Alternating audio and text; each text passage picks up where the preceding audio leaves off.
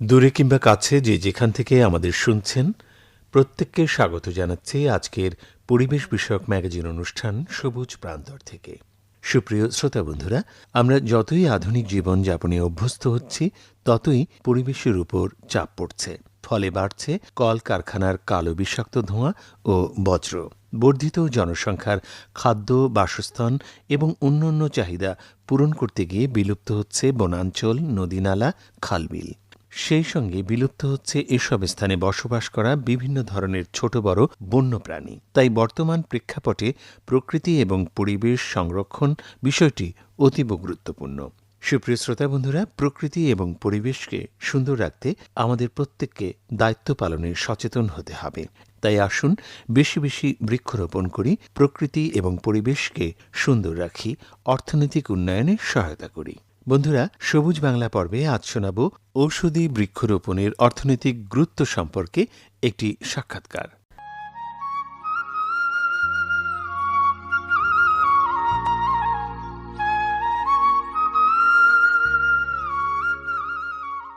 প্রিয় শ্রোতা, আপনাদের সবাইকে অনেক অনেক প্রীতি ও শুভেচ্ছা জানাচ্ছি। আমি তানিয়া সুলতানা। আজ আমরা কথা বলবো ঔষধি বা ভেষজ উদ্ভিদ চাষের অর্থনৈতিক গুরুত্ব সম্পর্কে। আর এই বিষয়টি নিয়ে কথা বলার জন্য আজ আমাদের মাঝে উপস্থিত আছেন প্রফেসর আবু নোমান ফারুক আহমেদ, শেরেবাংলা কৃষি বিশ্ববিদ্যালয়, ঢাকা। আপনাকে স্বাগত আমাদের আজকের আয়োজনে। অনেক ধন্যবাদ আপনাকে। শুরুতেই আপনার কাছে জানতে চাইব, ঔষধি বা ভেষজ উদ্ভিদ চাষের সম্ভাবনা কেমন আমাদের এই বাংলাদেশে?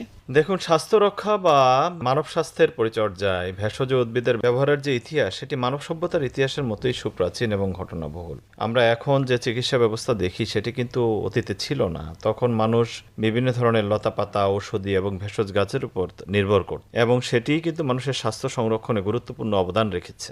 এখনও পৃথিবীর একটি সংখ্যাগরিষ্ঠ মানুষ সারা পৃথিবীতে এই ভেষজ উদ্ভিদ বা ঔষধি গাছের উপর নির্ভর করে তাদের চিকিৎসা ও স্বাস্থ্য সুরক্ষার জন্য।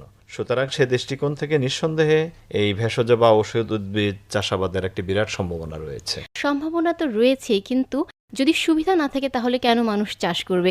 এ পর্যায়ে আপনার কাছে জানতে চাইব ঔষধি বা ভেষজ উদ্ভিদ চাষের সুবিধাগুলো সম্পর্কে, যেসব কারণে আমাদের কৃষিজীবী ভাই বোনরা আসলে এগুলো চাষ করবে। জি, প্রথম কথা হলো যে আমাদের যে ফার্মাসিউটিক্যাল ইন্ডাস্ট্রি রয়েছে বা ওষুধ উৎপাদন কারখানা রয়েছে, সেটির কিন্তু একটি অন্যতম উপাদান হলো এই ধরনের ঔষধি বা ভেষজ গাছ। তার মানে এগুলো যদি বাণিজ্যিকভাবে চাষাবাদ করা হয় তাহলে তার কিন্তু একটি বাণিজ্যিক সম্ভাবনা রয়েছে।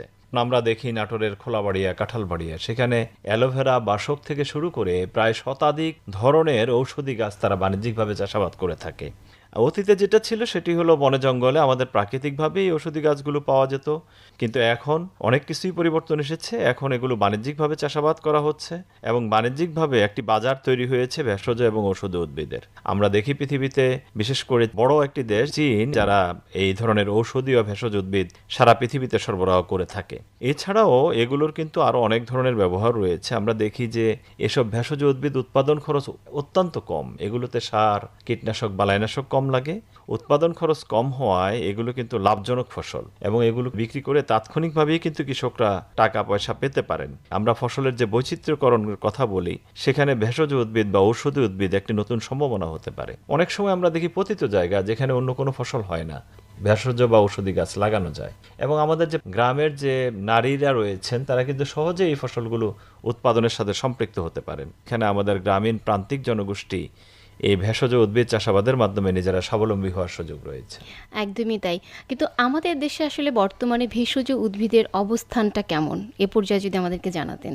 বাংলাদেশে ভেষজ উদ্ভিদের সংখ্যা কত তা নিয়ে একটু মতভেদ রয়েছে, তবে আমরা এখন পর্যন্ত তালিকাভুক্ত ভেষজ উদ্ভিদের সংখ্যা 546টি বলে জানতে পারি। তবে এটা কম বেশি হতে পারে, কারণ আমরা জানি যে অধিকাংশ ভেষজ উদ্ভিদ লতা গুল্মভুক্ত। অনেক উদ্ভিদ রয়েছে যেগুলোর ভেষজ গুণ এখনও আমরা জানি না অথবা সেভাবে জানা হয় নাই। তবে 5 শতাধিক ভেষজ উদ্ভিদ আমাদের দেশে রয়েছে। এ পর্যায়ে আপনার কাছে জানতে চাইব আমাদের দেশে ভেষজ উদ্ভিদের ব্যবহার সম্পর্কে। আসলে বাংলাদেশে বার্ষিক কী পরিমাণ ভেষজ উদ্ভিদ ব্যবহার হয় তার সঠিক পরিসংখ্যান আমাদের হাতে নেই, কিন্তু আমাদের দেশে বর্তমানে ইউনানি এবং আয়ুর্বেদিক ওষুধ প্রস্তুতকারী কারখানা রয়েছে যারা এইসব ভেষজ উদ্ভিদ ব্যবহার করে। আরেকটি বিষয় হলো, এসব ভেষজ উদ্ভিদের আরেকটি জায়গায় বড় ব্যবহার রয়েছে, সেটি হলো প্রসাধন সামগ্রী। বিভিন্ন ধরনের প্রসাধন সামগ্রীতে ভেষজ উদ্ভিদ ব্যবহার হয়। যেমন আপনি অ্যালোভেরার কথা জানেন, এটির ব্যাপক ব্যবহার হয়ে থাকে এবং দেশে প্রতি বছর ভেষজ সামগ্রী বিদেশ থেকেও আমদানি করা হয়। তো সেক্ষেত্রে আমরা আমাদের এই কাঁচামালগুলো নিজেরা উৎপাদন করতে পারি এবং আমাদের দেশের চাহিদা পূরণ করে আমরা বিদেশেও রপ্তানির একটি সুযোগ রয়েছে। তো এ পর্যায়ে আপনার কাছে জানতে চাইব, বাংলাদেশে কি কি ভেষজ উদ্ভিদের চাষাবাদ আসলে করা যায়?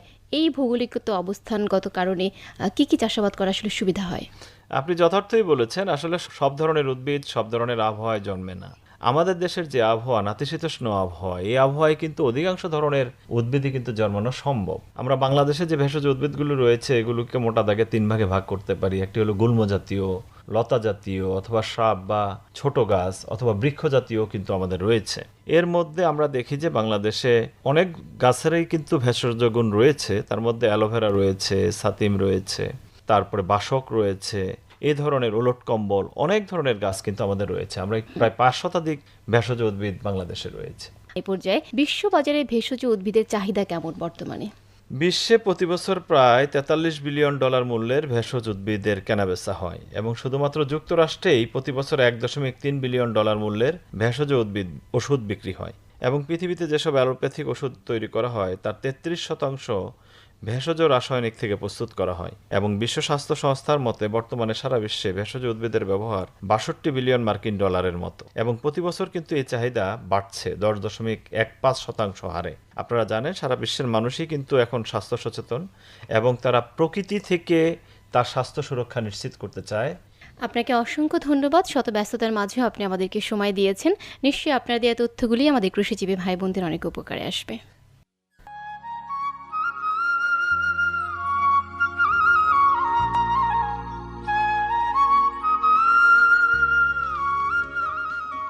সুপ্রিয় শ্রোতা বন্ধুরা, জলবায়ু পরিবর্তনের কারণে মানুষ ও বন্য প্রাণীরা বেঁচে থাকার জন্য নতুন চ্যালেঞ্জের মুখোমুখি হচ্ছে প্রতিনিয়ত।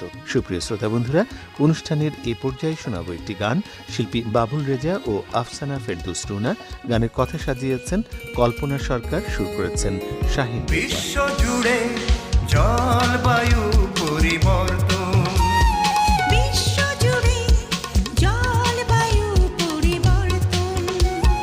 তার সাথে তাল মিলিয়ে পায়ে পায়ে পা ফেলিয়ে যাচ্ছিল একদিন বাংলার স্বপ্ন, বাংলার স্বপ্ন, বাংলার স্বপ্ন, বাংলার স্বপ্ন, বাংলার স্বপ্ন। বিশ্ব জুড়ে জলবায়ু পরিবর্তন,